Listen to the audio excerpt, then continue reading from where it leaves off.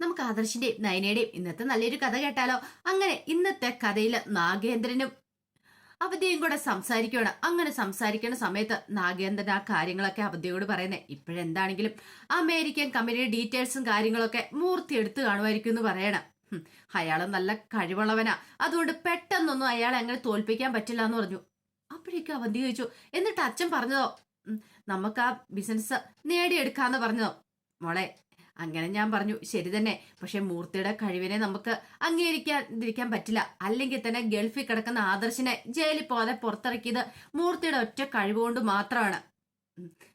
ഈ സമയം ആദർശ് ജയിലിലായിരുന്നെങ്കിൽ മൂർത്തിയോ ഗൾഫിലേക്ക് പോകത്തുണ്ടായിരുന്നുള്ളൂ. അങ്ങനെ പോയിട്ടുണ്ടായിരുന്നെങ്കിൽ നമുക്ക് ഈ അമേരിക്കൻ കമ്പനിയുടെ ആ ഒരു ബിസിനസ് പിടിച്ചെടുക്കാൻ പറ്റില്ലായിരുന്നു.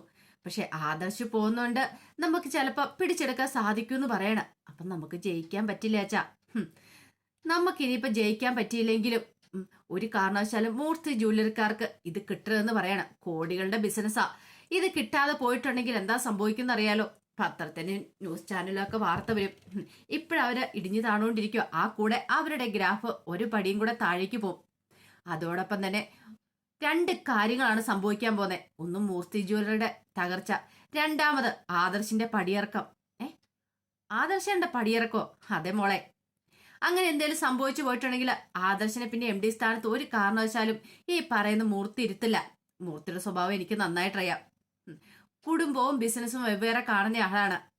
ഒരു തകർച്ച ഉണ്ടായിട്ടുണ്ടെങ്കിൽ ഇത്രയും കാലം അത് മുന്നോട്ട് കൊണ്ടുപോയ ആദർശാണെന്നും വിചാരിക്കത്തൊന്നുമില്ല. ആ രീതിയിലാണ് മൂർത്തി പെരുമാറുള്ളൂ. അല്ലച്ച, അപ്പൊ ഉറപ്പായിട്ടും തകരുമെന്നാണോ പറയണേ? തകരുമ്പോളെ, തകർച്ച കാണാൻ വേണ്ടിയല്ല നമ്മളിരിക്കുന്നേ. അതുകൊണ്ട് ഞാൻ നമ്മുടെ ആൾക്കാരെ മുംബൈയിലേക്ക് വിട്ടിട്ടുണ്ട്. അവർക്കിഷ്ടം ട്രഡീഷണൽ ആയിട്ടുള്ള ആഭരണങ്ങളോടാണ് താല്പര്യം. ഇതിപ്പം മൂർത്തി ജ്വല്ലറിക്കാരുടെ കാര്യം അറിയാലോ, അവരങ്ങനെയാണ് കൂടുതലായിട്ട് ആഭരണങ്ങളൊക്കെ നിർമ്മിക്കുന്നത്. അപ്പൊ അതുകൊണ്ടാണ് നമുക്കൊരു തോൽവി എന്നൊരു സംശയം വരുന്നത്. പക്ഷെ നമുക്ക് അവിടെ കര കയറിയേ മതിയാവുള്ളൂ എന്ന് പറയാം. അവന്തിക പറഞ്ഞു, എങ്ങനെയെങ്കിലും ജയിക്കണോ വെച്ചാ. കാരണം ഇപ്പോഴാണെങ്കിൽ അഭിയേട്ടനും അമ്മയൊക്കെ അവിടെ വെറും വീട്ടുജോലിക്കാർ മാത്രമായിട്ടാണ് നിൽക്കുന്നത്. അവർക്കൊരു വിലയില്ല. പണി ചെയ്ത് അവരും മടുക്കും അടുക്കള കിടന്ന്. എനിക്കത് കാണുമ്പോൾ വിഷമം വന്നിട്ടുണ്ട്. സാരമില്ല മോളെ എന്നൊക്കെ പറഞ്ഞ് നാഗേന്ദ്രനെ ആശ്വസിപ്പിച്ചു. ഇപ്പൊ ഈ ജോലിക്കാരിയായിട്ട് നിൽക്കുന്ന ആൾക്കാരുണ്ടല്ലോ, വീട്ടുകാരിയാവുന്നൊരു ദിവസം വരും. അതിനധികം വൈകാതെ ആ സമയം ഉണ്ടാവുമെന്ന് പറയണ. നീ പേടിക്കാതിരിക്കുക, ധൈര്യമായിട്ടിരിക്കുക, ഞാനല്ലേ പറയണേ. അങ്ങനെ പറഞ്ഞ് അവന്തികയെ സമാധാനിപ്പിച്ചു. ഇതേ സമയത്ത് നയനയും ദേവേനയും കൂടെ സിറ്റ് ഔട്ട് സംസാരിച്ചുകൊണ്ടിരിക്കുകയാണ്. അപ്പോഴേക്കും ദേവേനി നയനയോട് പറഞ്ഞു, മോളെ, അച്ഛന്റെ സ്വഭാവം അറിയാലോ. അച്ഛന് കുടുംബ ബിസിനസ്സും എപ്പോഴും രണ്ട് രീതിയിലാണ് കാണുന്നത്. ഒരിക്കലും അച്ഛൻ അത് ഒന്നായിട്ട് കൊണ്ടുവരാനായിട്ട് ആഗ്രഹിക്കുന്നില്ല. അത് കൂട്ടിക്കുഴയ്ക്കാനായിട്ട് അച്ഛൻ ആഗ്രഹിക്കുന്നില്ല. ആദർശ് ഈ ജ്വല്ലറിയുടെ കാര്യങ്ങൾ MD സ്ഥാനം ഏറ്റെടുക്കുന്നതിന് മുമ്പ് ജയേണ്ണനും അജയനും അവരുടെ കഴിവ് തെളിയിക്കുമായിരുന്നെങ്കിൽ ഒരു പക്ഷെ അവരിൽ ആരെങ്കിലും ആയിരിക്കും MD ആയിട്ടുണ്ടായിരിക്കുക.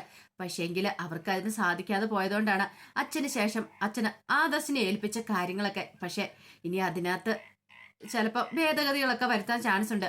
ഈ മുംബൈയിലെ ബിസിനസ്സും കാര്യങ്ങളൊക്കെ കിട്ടിയില്ലെങ്കിൽ ചിലപ്പോൾ ആദർശിന് MD സ്ഥാനം പോയെന്ന് വരുമെന്ന് പറയണം. ഇത് കേട്ടപ്പോൾ നയന ചോദിച്ചു, അങ്ങനെയൊക്കെ ചെയ്യുമോ? പിന്നല്ലാതെ അച്ഛൻ്റെ സ്വഭാവം അങ്ങനെയാന്ന് പറയണം. അച്ഛനൊരു വിട്ടുവീഴ്ചയ്ക്കും തയ്യാറാവില്ല. ചിലരൊക്കെ മുട്ടിപ്പായിട്ട് പ്രാർത്ഥിക്കുന്ന ആദർശന് ഇനി ആ സ്ഥാനത്തിരിക്കാൻ കഴിയില്ലേന്നാ എന്ന് പറഞ്ഞു. അപ്പോഴേക്കുമാണ് ക്ഷേത്രത്തിൽ പോയിട്ട് അബിയും ജലജ അങ്ങോട്ട് വരുന്നത്. കണ്ടില്ലേ, ക്ഷേത്രത്തിലൊക്കെ പോയി വഴിപാടുകളൊക്കെ കഴിച്ചിട്ട് വരുന്ന, നശിച്ചു പോണേന്ന് പ്രാർത്ഥിച്ചിട്ട്. അങ്ങനെ അവരങ്ങോട്ട് സിറ്റ് ഔട്ടിലേക്ക് വന്നു കഴിഞ്ഞപ്പോഴത്തേനും ദേവേന ചോദിച്ചു, ഇതെവിടെ പോയതാ രണ്ടുപേരും കൂടെ? ഞങ്ങളെ കണ്ടിട്ട് ഇടത്തേക്കൊന്നും തോന്നില്ലേ? കണ്ടിട്ട് തോന്നണമെന്ന് പറഞ്ഞിട്ട് കാര്യമല്ലോ. ഇനിയിപ്പോ ആ മുംബൈയിലെ ബിസിനസ് കിട്ടാതിരിക്കാൻ വേണ്ടിയിട്ട് പ്രാർത്ഥനകളും വഴിപാടുകളും നടത്താൻ പോയതായിരിക്കും അല്ലേ? അപ്പോഴേക്കും ജലജ പറഞ്ഞു, എന്താ എടുത്ത് ഇങ്ങനെ പറയണേ? ഞാനാണ് ഇവന് നല്ല ബുദ്ധി കൊടുക്കണേന്ന് പ്രാർത്ഥിക്കാൻ വേണ്ടി പോയതാ. അബിക്ക് നയന പറഞ്ഞു, അങ്ങനെ ബുദ്ധി കൊടുക്കണമെന്ന് പറഞ്ഞിട്ട് മാത്രം കാര്യമില്ല. ദൈവം മാത്രം വിചാരിച്ചിട്ട് കാര്യമില്ല. ഇത് ഇവനും കൂടെ വിചാരിക്കണമെന്ന് പറഞ്ഞു. അല്ലാതെ ബുദ്ധിയൊന്നും അവന് കിട്ടാൻ പോകുന്നില്ലെന്ന് പറഞ്ഞു. ദേവേന് പറഞ്ഞു, ഇനിയിപ്പൊ അതെന്തേലും ആയിക്കോട്ടെ. ആദർശ് ദുബായിക്ക് പോകുന്നതിന് മുമ്പ് ഇവിടെ ചില പൂജകളും വഴിപാടുകളൊക്കെ ഉണ്ട്. അപ്പൊ അതിന് വേണ്ടിയിട്ട് വീടും പരിസരമൊക്കെ ഒന്ന് വൃത്തിയാക്കണം. അങ്ങനെ കുറെ കാര്യങ്ങളൊക്കെ ഉണ്ട്. അതിനു വേണ്ടി കുറെ സാധനങ്ങളൊക്കെ വാങ്ങാനുണ്ട്. അത് കേട്ടപ്പോൾ അഭി പറഞ്ഞു, അല്ല അമ്മായി, അത് പിന്നെ അമ്മായി എന്ത് ജോലി വേണമല്ലോ ഏൽപ്പിച്ചോ. പക്ഷെ നവ്യയുടെ മുന്നിൽ വെച്ച് എങ്ങനെയും ചെയ്യിക്കരുത്. നവ്യ എന്നോട് ചോദിച്ചാൽ എന്താണെന്നറിയാവോ, എന്തിനാ എങ്ങനെ അടിമപ്പണി ചെയ്യുന്നതെന്ന്. അതൊക്കെ കേട്ട് കഴിയുമ്പോൾ എനിക്ക് ഭയങ്കര വിഷമമാവുന്നുണ്ട്. അവൾക്ക് നല്ല സംശയം ഉണ്ടെന്ന് പറഞ്ഞു. അതെ, ഇപ്പൊ നീ ഇങ്ങനെയൊക്കെ ചെയ്തില്ലെങ്കിലേ പിന്നീട് കാരണം എന്താ ഞങ്ങൾക്ക് വെളിപ്പെടുത്തേണ്ടി വരും. അല്ല, നിനക്ക് അത്ര ബുദ്ധിമുട്ടാണെന്ന് നവ്യ അങ്ങനെ ചോദിച്ചു കഴിയുമ്പോൾ ഉള്ള സത്യാവസ്ഥ അങ്ങോട്ട് തുറന്നു പറഞ്ഞേരെ. എന്തുകൊണ്ടാണ് നീ അടിമപ്പണി ചെയ്യുന്നതെന്ന് നിനക്കത് പറയുമ്പോൾ എന്തെങ്കിലും കുറച്ചിലുണ്ടോടാന്ന് ചോദിച്ചു. ഒന്നും മിണ്ടിയില്ല അബി. അപ്പോഴേക്കും നയന പറഞ്ഞു, അബി, ചിലപ്പം ഞാനും അമ്മ ഈ കാര്യങ്ങളൊന്നും സത്യങ്ങൾ തുറന്നു പറഞ്ഞില്ലേലും എൻ്റെ അച്ഛനും അമ്മയും ചിലപ്പോൾ പറഞ്ഞെന്നിരിക്കും. കാരണം നാണം കെടുത്തുന്നതിന് ഒരു പരിധിയില്ലേ. ദേവേന് പറഞ്ഞു, അതെ, എത്രയെന്ന് വെച്ചാൽ ഞങ്ങളെ നവ്യ നാണം കെടുത്തിക്കൊണ്ടിരിക്കുന്നേ. ഒരു പരിധി വിട്ട് കഴിയുമ്പോൾ ആരാണെങ്കിലും സത്യങ്ങളൊക്കെ തുറന്നടിക്കുമെന്ന് പറയണം. അപ്പോഴേക്കും അബിയൊന്നും മിണ്ടിയില്ല. ദേവേന് പറഞ്ഞു, എന്തിനാ എടുത്ത് ഇങ്ങനെയൊക്കെ പറയണമെന്ന് ചോദിച്ചു. അബി പറഞ്ഞു, അമ്മായി പറഞ്ഞാൽ മതി, എന്ത് വേണം ഞാൻ ചെയ്തോളാന്ന് പറഞ്ഞു. അതങ്ങനെ തന്നെ ആവട്ടെ എന്ന് പറഞ്ഞു. അല്ലെങ്കിൽ നിനക്കിട്ട് തന്നെ പണി കിട്ടാൻ പോകുന്നേ. അതും പറഞ്ഞിട്ട് അബി ജലജയും കൂടെ അകത്തേക്ക് അങ്ങോട്ട് കയറി പോവാണ്. അപ്പോഴേക്കും അബി ജലജയോട് പറഞ്ഞു, ഇതാ ഞാൻ പറഞ്ഞ പെട്ടെന്ന് ക്ഷേത്രത്തിൽ നിന്ന് ഇങ്ങോട്ടേക്ക് വരണ്ടെന്ന്. വന്നു കഴിഞ്ഞിട്ടുണ്ടെങ്കിൽ എന്തെങ്കിലും ഒരു പണി തരും. ആ ക്ഷേത്രത്തിലാണെങ്കിൽ ഇച്ചിരി മനസമാധാനത്തോടെ ഇരിക്കായിരുന്നു. ദേവേനി ആ സമയം നയനയോട് പറഞ്ഞു, മോളെ, കണ്ടില്ലേ പോയ പോക്ക്, മനസ്സ് 100 പ്രാക്കുകളും നേർച്ചകളുമായിട്ടാ പോയിരിക്കുന്നേ. പണി ചെയ്യണല്ലോ എന്ന് ഓർത്തിട്ട് വേറെ നിവൃത്തിയൊന്നും ഇല്ലാത്തതുകൊണ്ടാന്ന് പറഞ്ഞു. അത് കേട്ടപ്പോൾ നയന പറഞ്ഞു, ചെയ്യട്ടെ അമ്മേ, പ്രത്യേകിച്ച് ജോലിയൊന്നും ഇല്ലല്ലോ എന്ന് പറഞ്ഞു.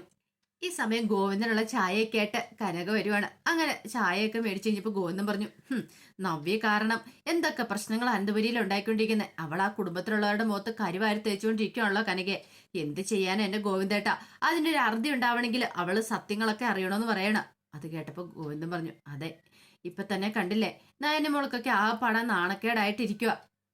കനക പറഞ്ഞു, എന്ത് ചെയ്യാൻ പറ്റും, അവൾ ആ എഗ്രിമെന്റ് സൈൻ ചെയ്തില്ലായിരുന്നെങ്കിൽ ഒരു പ്രശ്നവും ഇല്ലായിരുന്നു. എന്നാലും ഇതങ്ങനെ വെറുതെ വിട്ടിട്ട് കാര്യമുണ്ടെന്ന് എനിക്ക് തോന്നുന്നില്ല. അപ്പോഴേക്കും നന്ദു അങ്ങോട്ടേക്ക് വന്നു. നന്ദുവിനെ കണ്ടു കഴിഞ്ഞപ്പോൾ കന പറഞ്ഞു, കണ്ടില്ല എൻ്റെ മോള്, ഇവൾക്ക് ഇങ്ങനെ ആയെന്ന് അറിഞ്ഞിട്ട് പോലും അവളൊന്നും തിരിഞ്ഞു പോലും നോക്കിയില്ല. ഞാൻ അങ്ങോട്ട് ചെല്ലുന്നുണ്ട്, അവളോട് 4 വർത്താനം പറയുന്നുണ്ട് ഇവളെ കാണാൻ വരാത്തതിന്റെ. ഇതങ്ങനെ വെറുതെ വിട്ടുകൊടുത്തിട്ട് കാര്യമില്ലോ. അപ്പോഴേക്കും നന്ദു പറഞ്ഞു, എൻ്റെ അമ്മേ, എനിക്ക് വേണ്ടിയിട്ട് അമ്മ ആരോടും വാദിക്കാനൊന്നും പോകണ്ട, അതിന്റെ ആവശ്യമൊന്നുമില്ല. ചേച്ചിക്ക് ഇഷ്ടമുണ്ടായിരുന്ന ചേച്ചി വരുമായിരുന്നല്ലോ, ഇനി എന്തിനെ വഴക്കിന് പോന്നേ. പിന്നീട് നന്ദു അങ്ങോട്ട് പുറത്തേക്ക് ഇറങ്ങാൻ തുടങ്ങുമ്പോഴത്തേനും കനക ചോദിച്ചു, അല്ല മോളെ, നീ ഇത് അങ്ങോട്ട് പോന്നു? ഞാനേ പുറത്ത് റോഡിൽ കൂടെ ഒക്കെ നടന്നിട്ട് വരട്ടെ, ഇച്ചിരി നടക്കാറായല്ലോ, കാലിനൊരു ഇച്ചിരി ഭേദമുണ്ട്, ഒന്ന് നടന്നിട്ട് വരാം. അല്ല, അന്നെങ്കിൽ ഞാനും കൂടെ വരാം മോളെ. അതിന്റെ ആവശ്യമൊന്നുമില്ലെന്ന് പറഞ്ഞു. അങ്ങനെ നന്ദു പുറത്തേക്ക് അങ്ങോട്ട് ഇറങ്ങുവാണ്. ആ സമയം കനക ഗോവിന്ദനോട് പറഞ്ഞു, ഈ നന്ദുവിന്റെ കാര്യത്തിൽ എത്രയും പെടുത്തൊരു തീരുമാനം ഉണ്ടാവണം, അല്ലെങ്കിൽ അറിയാലോ. ഗോവിന്ദൻ പറഞ്ഞു, അത് ശരി തന്നെയാ. ഇനിയിപ്പം നന്ദുവിന്റെ മനസ്സിൽ അനിയാണെങ്കിൽ ഒന്നും നടക്കില്ല നമ്മൾ പറയുന്ന പോലെ. പക്ഷെ ആ ബന്ധം ഒരിക്കലും നടക്കാനും പാടില്ല. ഇപ്പൊ തന്നെ കണ്ടില്ലേ നവ്യ ആ വീട്ടിൽ എന്തൊക്കെ പ്രശ്നങ്ങളോ ഉണ്ടായിക്കൊണ്ടിരിക്കണെന്ന്. അത് കാരണം മനുഷ്യന് സ്വസ്ഥത സമാധാനം ഇല്ലാതിരിക്കുന്ന ഒരു അവസ്ഥ. ആ കൂടെ ഇനിയിപ്പോ ഇവളും കൂടെ അങ്ങനെ ആയിട്ടുണ്ടെങ്കിൽ അതൊന്നും ശരിയാകത്തില്ലെന്ന് പറഞ്ഞ് ഗോവിന്ദനും കൂടെ എഴുന്നേറ്റ് പോയി.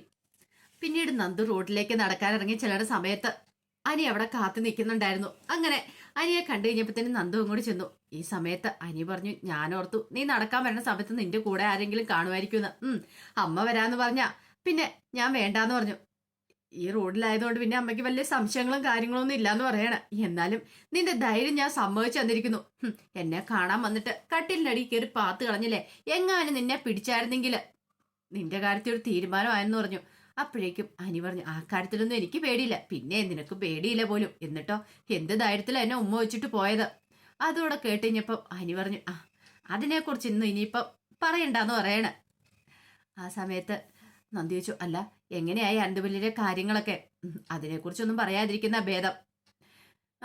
ആദർശേട്ടനാണെങ്കിലോ നല്ല രീതിയിൽ തന്നെയാണ് ഇപ്പം ജോലി ചെയ്തുകൊണ്ടിരിക്കുന്നത്. കാരണം മുമ്പഴത്തെ പോലെയൊന്നുമല്ല, അതിനേക്കാളും കൂടുതലായിട്ട്. എന്ത് ചെയ്യാൻ പറ്റും, കമ്പനിയിൽ ഓരോരോ പ്രശ്നങ്ങൾ ഉണ്ടായി കഴിയുമ്പം അത് മൊത്തത്തിൽ ബാധിക്കുന്ന കാര്യമാണ്. എങ്ങനെയെങ്കിലും ആ ദുബായ് കമ്പനിക്കാരുമായിട്ടുള്ള ബിസിനസ് ഏറ്റെടുക്കണം, അല്ല അമേരിക്ക കമ്പനിക്കാരുമായിട്ടുള്ള ബിസിനസ് ഏറ്റെടുക്കണം, അല്ലെങ്കിൽ അത് ആദർശയുടെ നിലനിൽപ്പിനെ പോലും ബാധിക്കുന്ന കാര്യമാണെന്ന് പറഞ്ഞു. അങ്ങനെ അവർ അതിനെക്കുറിച്ച് സംസാരിക്കുകയാണ്. ഈ സമയത്ത് ഒന്നും അറിയത്തില്ലാത്ത മട്ടില് അനി നന്ദുവിനോട് ചോദിച്ചു, അല്ല ഇപ്പൊ ആ നവീൻ നിന്നെ വിളിക്കാറുണ്ടോന്ന് ചോദിച്ചു. വിളിക്കാറുണ്ട്, നവീനേട്ടൻ ഇടയ്ക്കിടയ്ക്ക് വിളിക്കുന്ന ഇപ്പൊ ഒരു ആശ്വാസം. നീ പോലും എന്നെ ഇപ്പൊ വല്ലപ്പോഴും അല്ലേ വിളിക്കണുള്ളൂ. പിന്നെ അമ്മയ്ക്ക് നല്ല സംശയമുണ്ട്, നവീനേട്ടനാണോ നീയാണോ വിളിക്കുന്ന അറിയാൻ വേണ്ടി ഇടയ്ക്കിടയ്ക്ക് വന്ന് പോയി നോക്കുകയും ചെയ്യും. പക്ഷെ നവീനേട്ടനാന്ന് പറഞ്ഞു കഴിയുമ്പോൾ ഇച്ചിരി സമാധാനമാണെന്ന് പറഞ്ഞു. അത് കേട്ടപ്പോൾ അനിയുടെ മുഖമൊക്കെ അങ്ങോട്ട് മാറി. അപ്പോഴേക്കും നന്ദി ചോദിച്ചു, അല്ലടാ അനി, എനിക്കൊരു സംശയം ഉണ്ടെന്ന് പറഞ്ഞു. എന്താ? ഈ നവീനേട്ടന്റെ മനസ്സിലെ ഒരു പെൺകുട്ടി ഉണ്ടെന്ന് പറഞ്ഞില്ലേ, ഒരു പോലീസ് ഓഫീസർ, അതിനിപ്പം ഞാനെങ്ങാനും ആയിരിക്കുമോ? അതെന്താടി അങ്ങനെ തോന്നാൻ കാരണം? അല്ല, എന്നോട് വിളിച്ചുള്ള സംസാരമൊക്കെ കേട്ട് കഴിയുമ്പോൾ എനിക്ക് അങ്ങനെ തോന്നുന്നുണ്ട്. അല്ല, നിങ്ങൾ തമ്മിൽ എന്താ സംസാരിക്കുന്നേ?